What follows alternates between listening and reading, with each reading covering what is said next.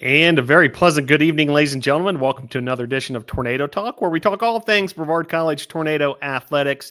An exciting show again on tap tonight. We're going to recap the 2024 football season with the head coach Bill Khayat and a couple stars of this year's team. But before we do that, do want to run through some of the highlights going around Brevard College and the world of Brevard College athletics. The cycling team has been at the Mountain Bike National Championships. Now, this event originally was going to be in nearby Zirconia, North Carolina. Instead, took place in Arkansas over the weekend. A whopping 7 national titles won by Brevard College racers. Just an incredible number. Owen Clark wins the cross country and short track national championship, so he's a 2-time champ. Kiara Lilac wins the individual omnium for best overall rider on the women's side and also cross country. Cole Punchard wins the men's individual omnium for best overall rider. Matthew Leleveld wins the men's downhill national championship. And then the Brevard College team relay wins the national championship as well. Just a huge congratulations. Next week's show, we're going to celebrate the Mountain Bike National Championships. So be sure to tune in 1 week from tonight. Meanwhile, BC Cycling will be right back at it. The NC Cyclocross Grand Prix is this weekend at Jackson Park in Hendersonville, North Carolina. Cool sport, cyclocross, if you want to check that out. Meanwhile, cross country was at the NCAA Division III regionals over the weekend in Jackson, Mississippi. Channing Barker, with her performance, was named all-region, so congratulations to Channing. Men's basketball, their season now underway. A couple of 100-point totals. BC defeating Bob Jones 100-65, then followed that up with a resounding 104-56 win over Warren Wilson. Twain Wilson named USA South men's basketball player rookie of the week, second straight week that the Tornadoes have won a rookie of the week honor. And then the Tornadoes will head to Swannanoa to take on Warren Wilson this Thursday at 7 p.m. Women's basketball had a win over Johnson and Wales, and then fell to Guilford over the weekend. They'll be back in action with their USA South Conference opener at the Bosch, 2 o'clock this Saturday versus William Peace. Kind of an interesting side note there. The head coach of William Peace, Anna Lee Bollinger, the former associate head coach of the Tornadoes and the Brevard alum. So looking forward to that matchup this Saturday. Hope to see you there. That brings us to football, and the Tornadoes took care of Kentucky Christian in their season finale, 41-25 up in Grayson, Kentucky over the weekend. Chancellor Lee Parker, the USA South Offensive Player of the Week. Just a huge day for Chance, 208 yards en route to that honor. And we're here to not only talk about this Kentucky Christian win, but, review all the highlights of this 2024 season as we bring in our first guest of the evening. We look forward to welcoming head coach Bill Khayat. Coach Khayat, glad you're able to join us. How are you? Just fine, Phil. Appreciate you having me on the show. Yeah, great to be with you. Well, first things first, this trip up to Kentucky to take on Kentucky Christian. You want to end the season, of course, on a high note. Tornadoes do exactly that, a 41-25 win. Tell us about it, Coach.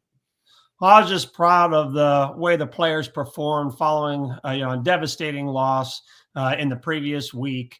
And to be able to come out and play with the enthusiasm that they did, but also the concentration was there because they pulled off each play almost to perfection as we dialed them up, whether that was on offense, defense, or special teams. And you could see the result on the scoreboard and in the stat book.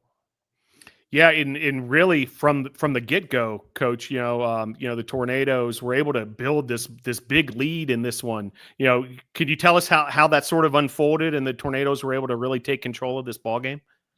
Well, what we had to do at first was be able to establish a run. And I think that, we did that by the offensive player of the week and Chance Lee Parker. And so we wanted to set that line of scrimmage and take control of the game offensively. When it came to special teams, we were able to make big plays, including one from the Big Bunny.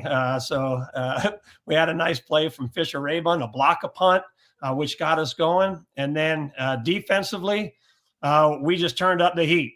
So we were bringing pressure at that quarterback, had him under duress the entire time, and led to some turnovers and even some points by the defense.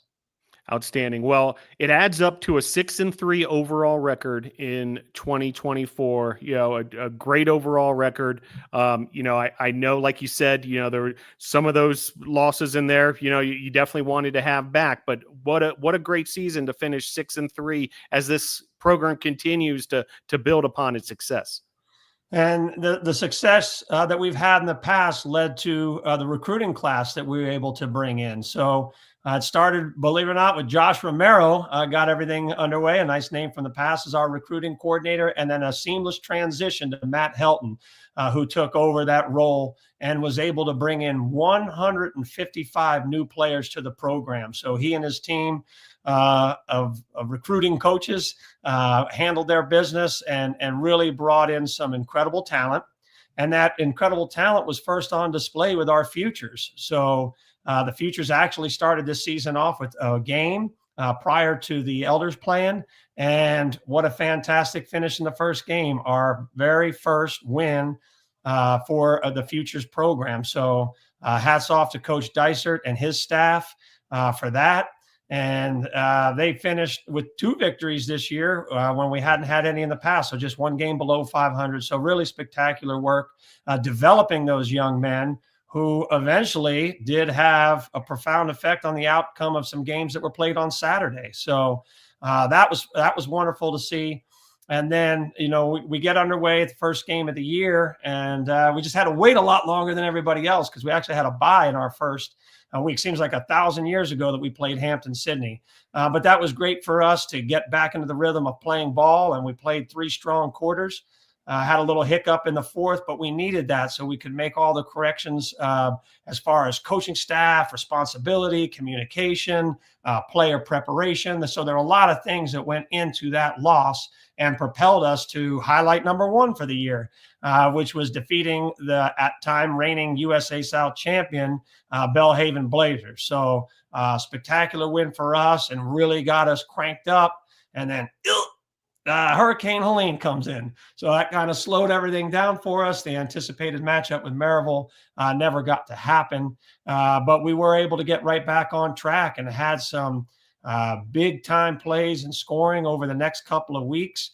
And then, you talked about, one of these falters and, we just played a little restricted against LaGrange. And, from the history that we had with the team, we just wanted to make sure that we were doing everything the right way to ensure that we would have the players and be in the position to do the things we needed to at the end of the year. And then here comes, on the heels of a devastating loss, one of the signature wins for this year and for this program really was to go down to Alabama and defeat Huntington on their turf. So, that was one that will always be in the books and always remembered. And definitely going to frame the picture of Chase Pfeiffer returning that interception for a touchdown with the whole crowd from Huntington looking, going, I can't believe this just happened. So then, exciting times there. And, we were right there where we wanted to be. We put ourselves in the position that the players had worked for really since the end of last season with all of their training and sacrifice. And, my mom once sent me a quote that she got, and it was really referring to piano playing and piano lessons. And it's talking about, you don't want to practice till you get things right. You want to practice till you can't get them wrong. And that's really the way we approach our football practices and our preparation for the game. However, a piano, the keys stay exactly where they are when you sit down to play that in the recital with everybody watching you. Unfortunately, in football, you got moving parts. So you can say somebody's going to do this or somebody's going to do that, but if they do it just a little bit different, you're like, hey, where did he go? So, it's a lot more difficult to perform at certain times. And, we have made an improvement. We said we were 5 quarters short of our goal last year, and we wanted to prove upon that, and we did. And now we're kind of saying, heck, we were 1 yard short. So, but again, so much to celebrate. Some incredible signature wins for the program, the development of the futures and the players that made it up to the Elders roster and were able to contribute on Saturdays there. And then I'm interested to see what happens with the USA South voting for all conference players and players of the year, because I'm sure you have all those stats before you. But boy, did we have some players lay it all on the line for Brevard College this year. Yeah, no doubt about that, Coach. And do want to mention a little bit the offense in specific, which I know you obviously work very closely with beyond your duties as head coach. 5 games scoring 40 or more points this season, and an explosive brand of offensive football with huge plays from scrimmage, the ability to bust the big one at any moment kind of thing, deep shots downfield, a lot of electricity with this year's offense. All right, well, that starts with the leadership, and it's natural for the position. It's the quarterback. So if you don't have a quarterback engineering an offense and one that can perform at a high level under a lot of stress, you wouldn't have a chance at having the stats that you just mentioned. So it really begins there. And once you have that component, now what are the weapons surrounding him? And when you talk about these shots down the field, well, in order to get these chunk plays and shots down the field, there has to be space available to do that. Well, how do you get the space deep? Well, you need to draw all the defenders in as close to the line of scrimmage as possible. Well, why would they want to come in close to the line of scrimmage? Well, they have to stop somebody from running the ball. And when you have Chanceley Parker back there, you better put 9 guys down there. Otherwise, he's going to run through every single one of you. And if he comes out, you got Jaden Deaton right behind him, which isn't too bad either if you've seen the picture of him leaping over 2 defenders. I think that was Methodist, one of the greatest still shots I've seen in a long time.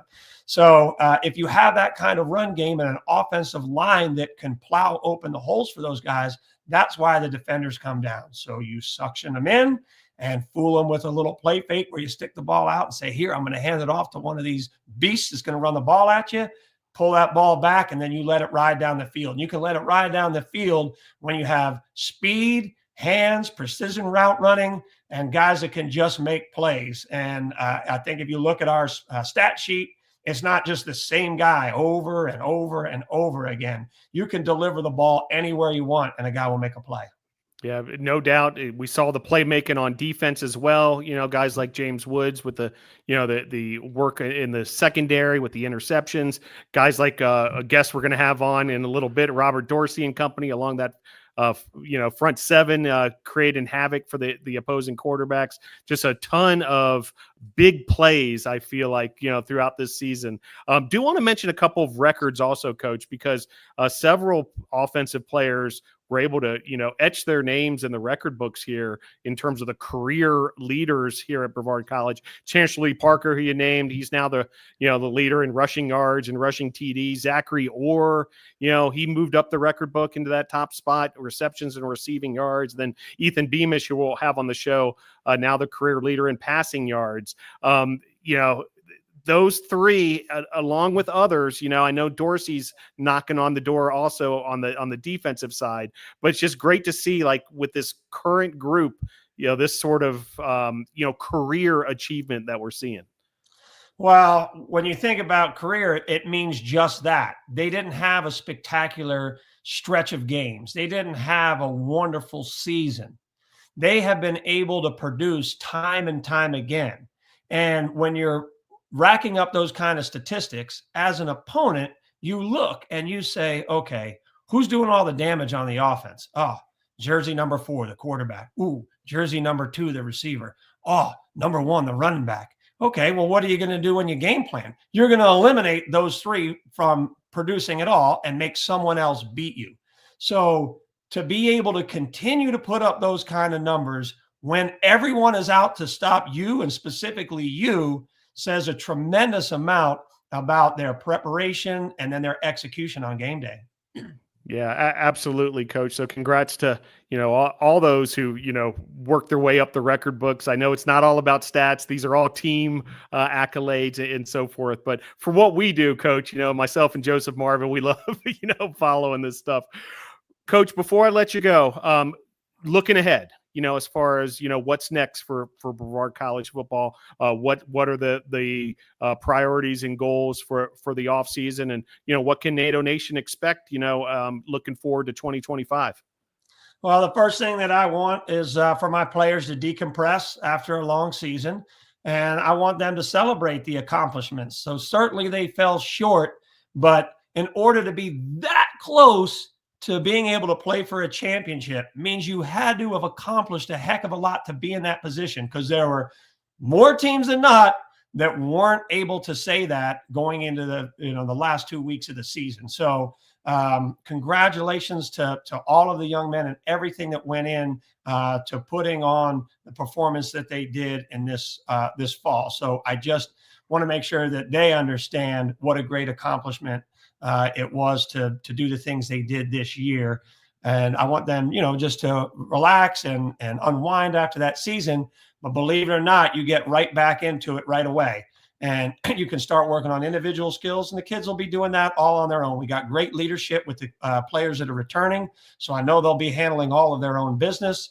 But from that, for us now, it's to get out onto the recruiting trail, and good luck. But we do have some catches that were made last year that those players will not be returning. We had some big runs made where those players will not be returning.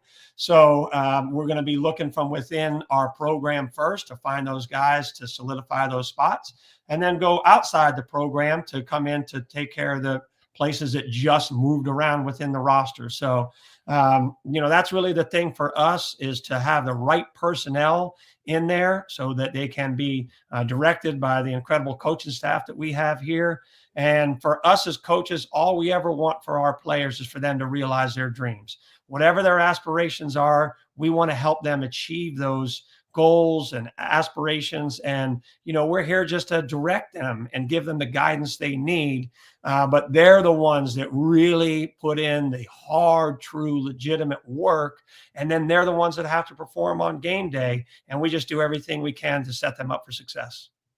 Fantastic. Really appreciate that, Coach, and congrats on the season, and thank you for all your leadership. If you can stick around just a moment or two longer, we're going to bring in a couple of our student athletes here at Brevard College to outstanding parts of this success that we're enjoying here with Brevard College football, as we'll invite Robert Dorsey and also Ethan Beamish to the program. Coach, before we let you go, help NATO Nation learn even more about these two. Of course, if they're watching the games, they know all about them, but I would love to hear it from your perspective.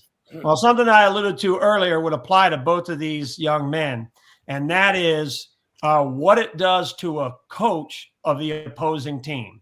So these coaches have to stay up all night and try to figure out how to neutralize each one of these young men, because they have that kind of impact on the game. So they don't just say, hey, they got a D lineman, he's a D end, and he'll be rushing off the edge. No, are we going to double team him with a tackle and a tight end? Are we going to cut him every down with a running back so he stops rushing so hard? I mean, you have to do something to adjust what you would normally do. And then the same with Ethan on offense. When you have an arm like that, I have two quarterbacks that played in the National Football League standing back during practice next to me. And we watch Ethan make a throw, and they all go, like, they're amazed by the throw that they see. So for him to have that kind of arm strength and ability out there, and having opponents have to change what type of coverages they're going to play, knowing that we have a quarterback that can throw. But specifically for each individual, Ethan Beamish would be the equivalent in basketball of a gym rat. Okay, so he just loves talking ball. So he will always be in the office drawing up plays. Say, hey, look at this. Hey, look at that. He knows too. And some of the stuff on there, I'm like, hey, well, what are you going to do here? What are you going to do there? But he really loves the game of football. He loves the schematics and is always wanting to learn. All right, Robert Dorsey. Robert Dorsey has to be the most athletic player in our conference. And for me, I really hope that he gets some incredible postseason accolades, because he deserves them. I have seen plenty of good athletes over my day that can never play as good as their athleticism would allow. And for Robert Dorsey, he absolutely maximizes everything that he has, and he has been given so much just naturally. And it's great to see somebody with that kind of talent not take it for granted and actually apply it on the field. Appreciate all that, Coach. Best of luck, for the off season that's coming up, and congrats again. Thanks for all the memories this past season. Look forward to catching up again soon. All right. Appreciate you having me on, Phil. Take care. All right, there he goes, head coach Bill Khayat, and joined now by Robert Dorsey in that upper right location. How are you, Robert? I'm doing all right, Phil. I'm doing all right. How It's about good to you? be with you. Yeah, great to have you here. And Ethan Beamish, the quarterback for the Tornadoes, with us as well. How are you, Ethan? Doing good, Phil. How are you doing? Doing good. Well, let's start with this past weekend. Robert, trip up to Kentucky Christian. I know this was a situation where, you guys had to get up for it, non-conference game and that kind of thing, but you delivered a big resounding win over Kentucky Christian. Can you tell us about that trip to Kentucky? Well, the overall trip was, everybody trying to come off of a loss, and we're just like, really, we don't want to play, but we got a message from Yak throughout the week saying, we got to go down fighting. We got to do what we do, even though we lost. We can't put that in behind us. And so the whole message the whole week was keep going. We got one more game, and so what we did was we went down there. We did what we did as a whole team. The whole team together came together, and as we did all year, we communicated real good, and we went out there and got the dub. And one follow-up, Robert, I'd love to hear from just the defensive side and you guys on the defensive line in particular. Tell me about your objectives this past Saturday and how you guys were able to meet those. My objectives was just get these seniors a good exit, to lay it all down on the line, just to do what I've been doing for the past 2 years being here. And I'm thankful for all the seniors and all they've done, everybody like T Will and Schulte and Ernest and Zion and all of them, and I'm just glad that I was able to even play with them. And on the offensive side, I'm glad Chance even laid it all down on the line. He did everything he could, and Orr and all of them. I'm just grateful for all of them. Yeah, well said in terms of that the seniors and getting them out on a high note as well. Ethan Beamish with us as well, the junior quarterback from Simpsonville, South Carolina. Same question for you, Ethan. Tell us, your perspective from the weekend at Kentucky Christian. Nice win. Yeah, obviously, after going to Wesleyan and losing and kind of not having the chance to go play Maryville for that conference championship, we're all a little bummed out. But like Dorsey said, we all agreed that 6-3 sounded a whole lot better than 5-4. And we'd be wasting our time just going to Kentucky to lose. So, we put together what we needed to do, and we went down there and executed. Yeah, most definitely did. And Ethan Beamish, we mentioned earlier, Brevard College's career leader in passing yards and a huge 2024, 2,093 passing yards and really racking up the totals, no doubt. So Ethan, when you see these numbers, you had 5 passing touchdowns twice this season, which was, remarkable in itself. Southern Virginia and Methodist, just great numbers. Can you tell us a little bit about, what those represent to you in terms of the offense as a whole? Yeah. Kind of like what Coach Khayat was saying earlier, you got 1 and 9 in the backfield, and those guys they're pretty good at football. And then you look around our roster at our receivers, you got Orr, you got Dougie, you got Reggie, you got Coop, you got all these guys who can really stretch the field and make some big time plays for us. So when we're able to run the football like we are, like you said, it gets those safeties low, gets the corners kind of on edge, and then we have the ability to just kind of run past them. Yeah, it makes a lot of sense. And Ethan, the USA South leader in completion percentage, also touchdowns. We're going to keep pumping these numbers up. As Coach said, it's around that time of year where the USA South Conference starts dishing out the hardware, and you guys certainly have done it. And Robert, on your side of things, big day in terms of your sack attack at Kentucky Christian. You had 3.5 sacks, and you're number 1 in the USA South Conference in sacks this season. Tell us a little bit about the art of the quarterback sack. What does it take for a guy to get in the backfield and get that done? Well, for starters, you got to always have a bunch of different moves. You got to be able to think on the fly. You got to be able to know what the O-lineman is finna do, what he's finna do majority of the time. Like if he jumps at you or if he just goes straight back, you got to be able to know if it's run or pass. So you got to be able to think quick on the fly, pretty much. Yeah, no doubt. And oftentimes it's a team accomplishment, correct, Robert? Like it's, a lot of times, folks don't realize what's happening maybe on the other side of the line of scrimmage. Yeah, a lot of my sacks are from our D line as a whole. Like if I wouldn't be able to get majority of them sacks without Obi and T Will clogging up the interior, making him run out, or Hot Rod or any of them other D linemen that we have, like Zion and Ernest. Ernest especially. Ernest get through there and have him running for his life. Yeah, and similar question for you, Ethan. I'd love to hear, you talk about all the weapons you've had, at your disposal, whether it, be guys like, Zachary Orr or Reggie Taylor in terms of the wideouts, but then, Jaden Deaton and Chancellor Lee Parker in the backfield, and not to mention, you guys use the tight end and things like that. So would love for you to describe, just all those weapons that you've had the chance to work with. Yeah. I mean, it gets easy whenever you start talking about it that way, because you can throw one of these guys a 5-yard route and they might take it for 80 yards, like we saw against Belhaven earlier in the year. So whenever you have an offense like ours where it's very pro style and we do rely on our run a lot, the ability for these guys to maybe run a play action play and they, like I said, run past the guy and they're wide open for a touchdown like we've seen a couple times this year. It makes it easy on myself to kind of just put the ball where it needs to be and let these guys go make a play for us.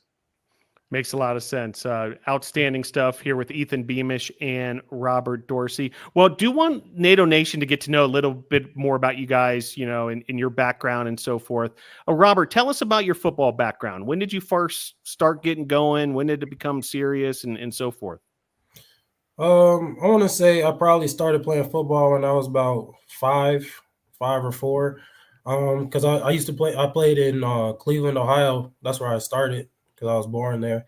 Then I moved to Charlotte, played over in that Mallard Creek area, played there for a majority of my life, and then went over to J.O. Man, which I ended up playing against Beams whole high school and J.O. Man. But yeah, it's just sports have been a big thing in my family. My mom and my dad, big sports heads. My mom played like 3 sports. She played volleyball, track, and she did basketball too. As my dad did basketball and football, and that just stems down to me. They gave me all the tools and methods to be great, and they did all the things they could throughout my life to just get me this athletic and doing this and that, and then just make me who I am, pretty much. Same question for you, Ethan. Tell us, when did you first pick up a football and throw a spiral? Yeah, I started playing football probably a little bit after Dorsey. It was probably around whenever I was 6. Started playing a little flag football and then started playing tackle at 8 and so on and so forth. I've always played in Simpsonville, played at Hillcrest High School up until my junior year. And then my senior year, I transferred to AC Flora in Columbia, where we were able to win the state championship, which is pretty cool. And then I went to Limestone for a year and a half, and then I transferred here on the spring of 23, I believe. Yeah, very good. Ethan Beamish and Robert Dorsey with us. I'm always curious, Ethan, was there a quarterback growing up who you sort of always looked up to in the NFL and that you maybe even emulated your game after a little? Yeah, obviously, I think everybody who plays quarterback loves Tom Brady. Obviously he's the GOAT. But me personally, I really liked watching Aaron Rodgers. Just the way that he's able to kind of move in the pocket and some of the throws that he makes are just unreal. So he was always a guy I liked to watch growing up. Robert, same question for you. Is there a D lineman who you've always had a liking towards in terms of their style? Well, my first position I played was running back, so it was really Eddie George that got me playing. But as soon as I got towards high school, it was more of watching people like Mean Joe Green and DeMarcus Ware. Von Miller was a real role model, but what I've started to model my game off of now is more of a Myles Garrett or a Micah Parsons. Very good. Great stuff with Robert Dorsey and Ethan Beamish. Let's take it from the football field to the classroom. Robert, what are you majoring in? What are you working on in the classroom? So I just changed my major to PE. I'm a PE major now and still in education. And I'm minoring in comp science. Very good. Great programs here at Brevard. How about you, Ethan? I'm also a physical education teaching major. Very good. That's why I see you guys around the Bosch so often. Now it's Yep. starting to make sense. Great stuff. Well, hey, you guys, great stuff this season. Full of memories. We loved calling your games, watching the action. Appreciate all you guys did in terms of your leadership, but also your abilities on the field. Before I let you go, give you each a chance for some shout outs or thank yous. Robert, why don't you kick us off? Well, like I said before, I want to shout out my entire team. I want to shout out the coaching staff for believing in me and just letting me do what I do. And I want to shout out my parents, my mom and dad for raising me, and my brother. Just everybody been there like this, like the angel on my shoulder, just keep pushing me forward and just keeping me going. I'm just thankful for this school, thankful for God, just thankful that I'm here. Outstanding stuff. Well said, Robert, Dorsey. Ethan Beamish, shout outs?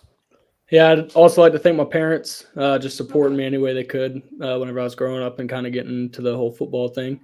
I'd like to thank our coaching staff for giving me the opportunity to play here, my teammates for always pushing me and keeping me honest, and just all my friends and people that have supported me throughout my whole journey. Outstanding. Two outstanding student athletes here at Brevard College, Robert Dorsey and Ethan Beamish joining us. Guys, thanks again for a great season. Thanks for joining us tonight on Tornado Talk. Best of luck in the offseason. See you around the Bosch. See you, Phil. All right. So we're going to switch gears here, and we're going to invite, for I believe the first time in 2024, to the program, Director of Athletics, Myranda Nash, joining us. How are you, Myranda? Great, Phil. Thanks for having me tonight. Yeah, I thought it was an opportune time because it's that juncture of the academic and athletic year where the fall sports are coming to a close and it's time to turn the page to the winter sports and basketball and that kind of thing. But we've got a lot of success to review across the board with Brevard College Tornado Athletics. And who better to help us do that than Director of Athletics, Myranda Nash. And where I want to start, Myranda, is what happened this past weekend in Bentonville, Arkansas. And as these results continue to come in, they continue to astonish.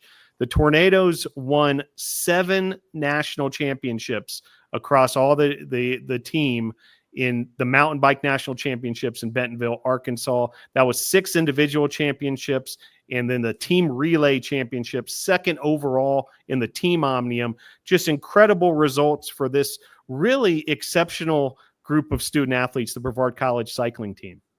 No doubt. And there was a lot of adversity there. They were supposed to be right here for these national championships a couple weeks ago.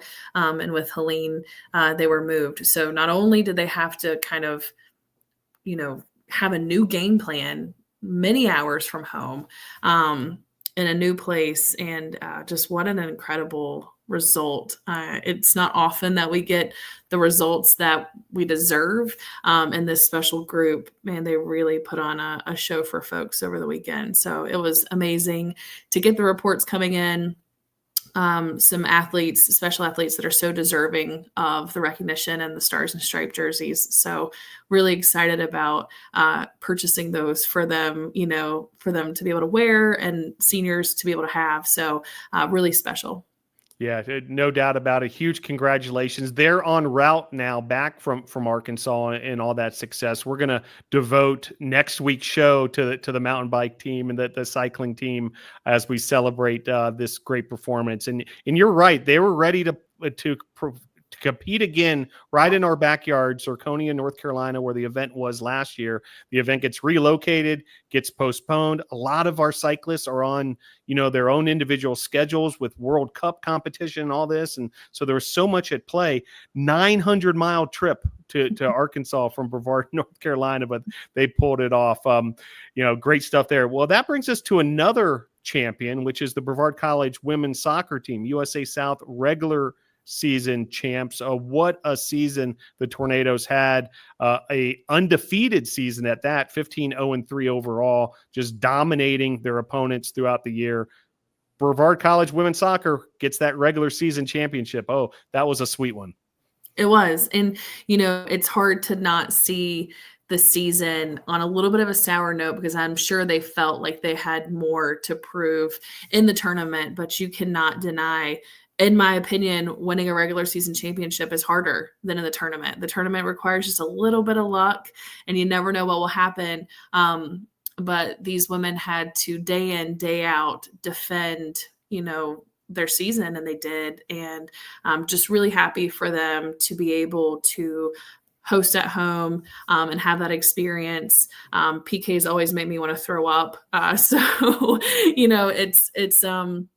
it's definitely a little bittersweet, for them, but still excited about the rings that they're going to be getting as well.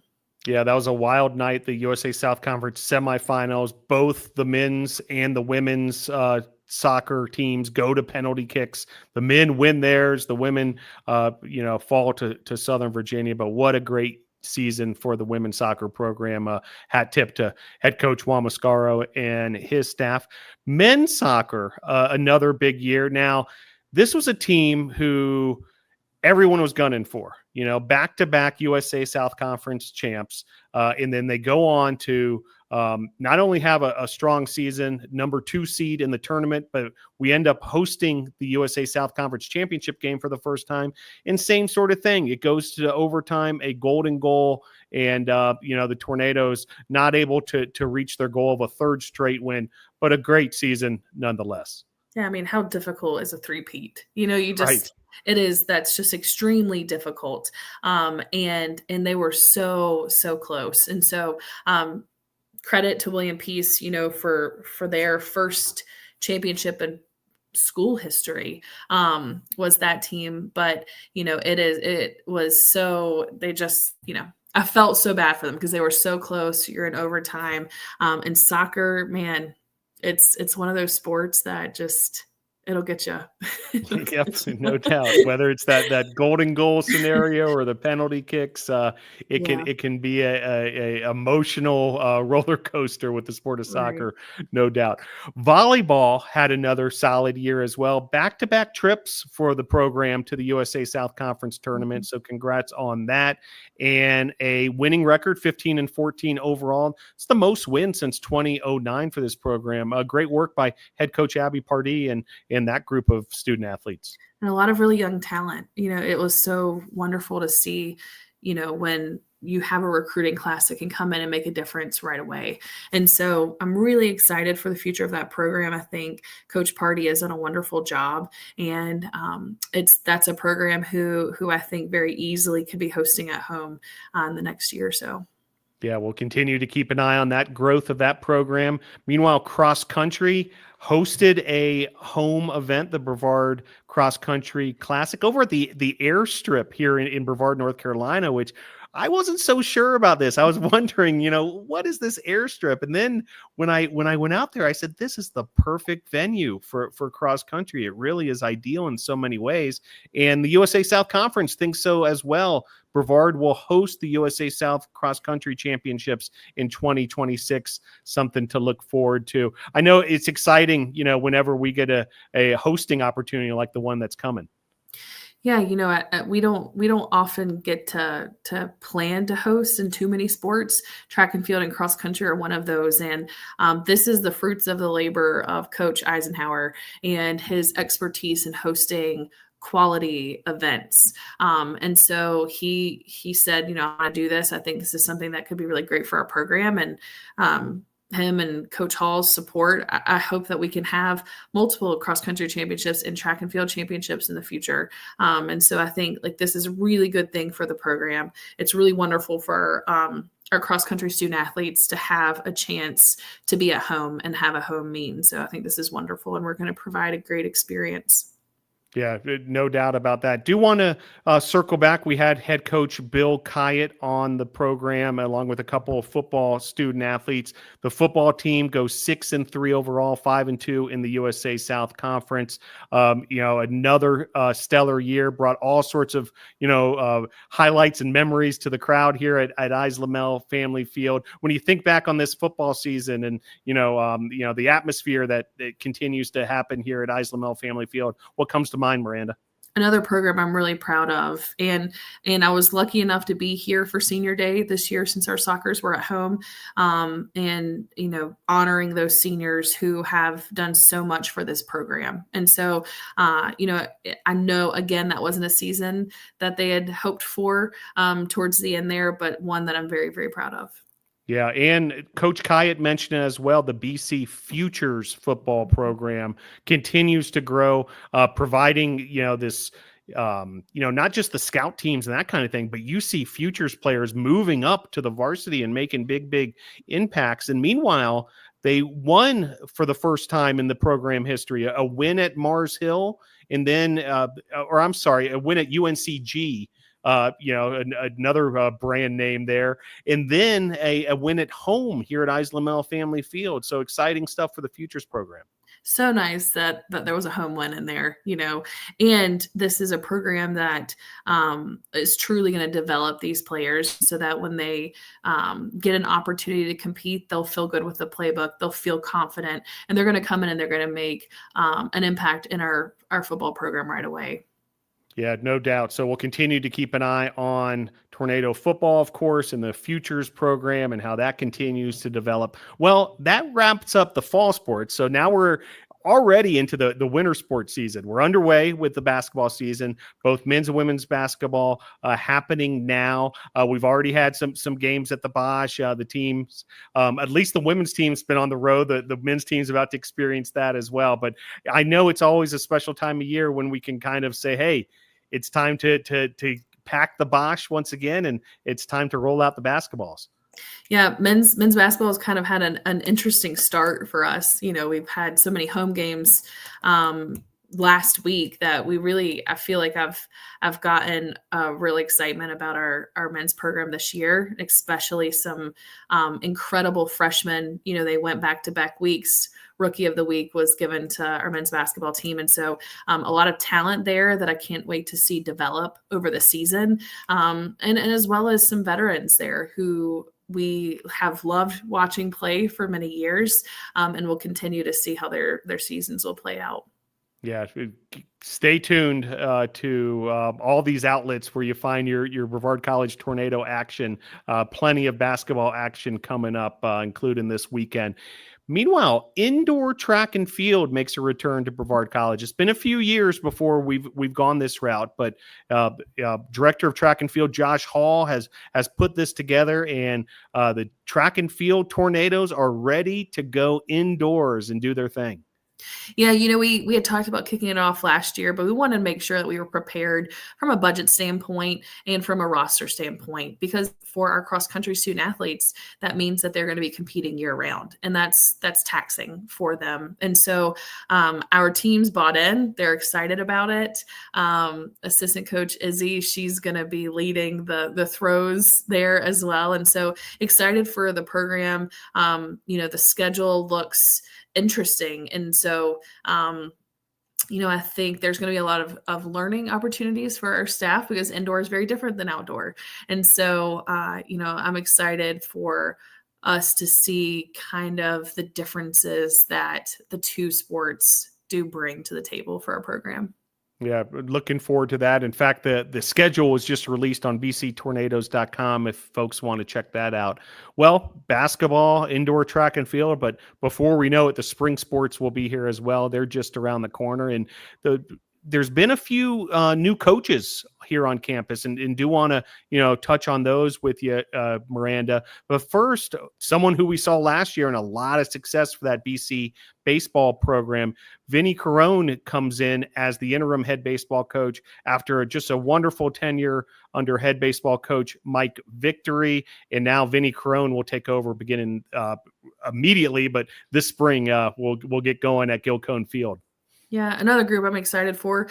They made it to the championship series game last year, and they have the same plans in mind. And I think Vinny is very qualified to take them there. I think that his approach to leadership of the team is that we're going to be really proud of the results of that team this year. Yeah, no doubt. A new men's lacrosse coach here at Brevard College, who's been on board for several months now during the offseason, but folks will see his team in action at Lamel Family Field. Scott Dangle, our new men's lacrosse coach.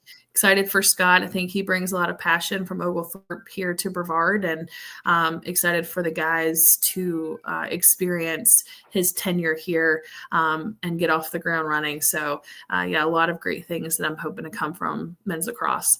And on the women's lacrosse side, a new head coach as well. Welcome to Sarah Perry.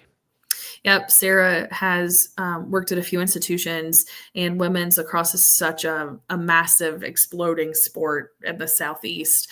And she's really interested in growing the youth side as well. And so I think her addition of clinics is going to be really welcomed in this area.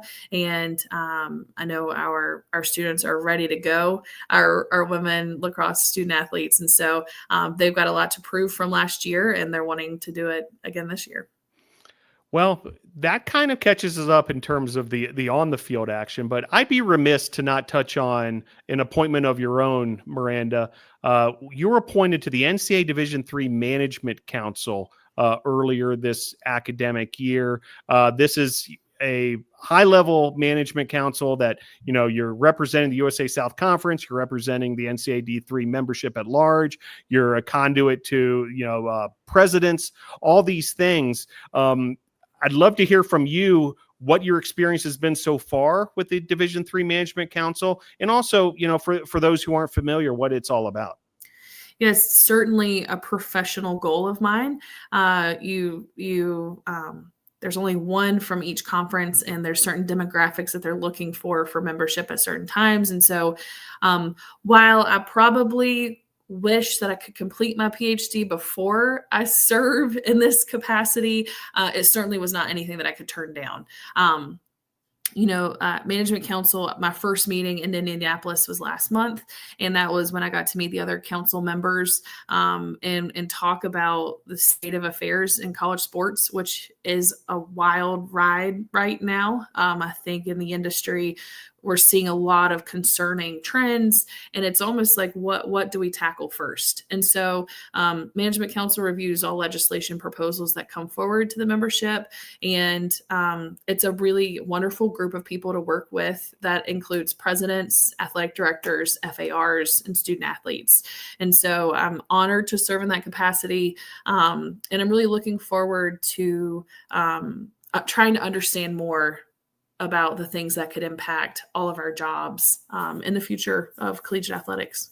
Great. Well, appreciate your service there, Myranda, and congrats on being appointed to the Management Council. Well, do want to kind of look forward. Myranda, this is your 7th year in this current role as Director of Athletics. And, I haven't been here just about the same amount of time. I know we've experienced a lot of growth and a lot of things to be proud of, but would love to hear from you as far as the future goes and, what we can look forward to as we continue to build Brevard College Tornado athletics and, continue to graduate these student athletes and do all the things we do here at Brevard College. Yeah. Before I answer that, I do want to say that not many people understand what our administration team does. I think a lot of our interns get a peek into that. And so publicly just want to say thank you to Phil, to Joseph, to Kristen, to Destiny. We have other people that serve in coaching roles as well. Juan Mascaro Jr., Lee Burgess, Izzy Musser, and then our head athletic trainer, Michael. So it's certainly a very busy time. I think this is probably the first week many of those people can take a collective sigh because fall sports are over for us. And so I just publicly want to say thank you for the incredibly hard work that these administrators do to provide an experience for our student athletes each season. And the crossover is wild and difficult, and it'll happen again in February and March. But I just want to say, without that team professionally, nothing would happen at Brevard College. And so I'm very fortunate that I have a team of administrators who are so professional.